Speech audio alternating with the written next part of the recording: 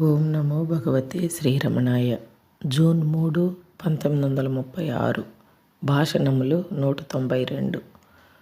మాట వరుసగా భగవాన్ వివరించారు. ముక్తి ఎవరికి కావాలి? ప్రతివానికి సుఖం మాత్రమే కావాలి. అది కూడా ఇంద్రియ తృప్తి మూలాన వచ్చేవి. ఒకరు అడిగిన ప్రశ్నకు బదులుగా గురువు, నీవన్నది సరే, ఇంద్రియ తృప్తి ఇచ్చే సుఖం, ముక్తి వలన వచ్చే సుఖం ఒకటే. అట్టి ముక్తి కావాలన్న కోరిక సాధనా చతుష్టయంలో ఒకటి.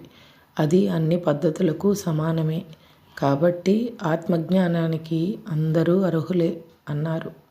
నిజానికి యోగ సూత్రాదుల్లో సాధకునికి చెప్పిన అధికారిత్వం అంటే అర్హత పూర్తిగా కలవాడు ఈ ప్రపంచంలో ఎక్కడా కనిపించకపోవచ్చు. కానీ అంత మాత్రానికి ఆత్మజ్ఞానం కోసం ప్రయత్నం మానకూడదు.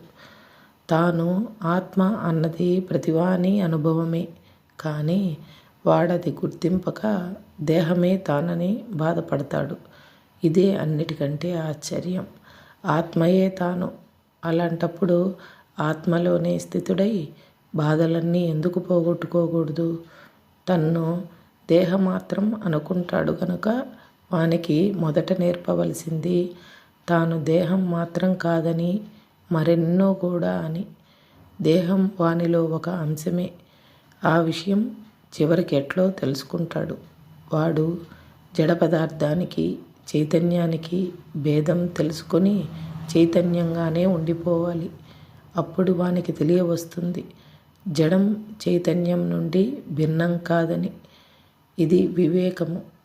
ఆరంభించిన వివేచన చివరి వరకు నిలిచి ఉండాలి. దాని ఫలం మోక్షం. హరే రమణ.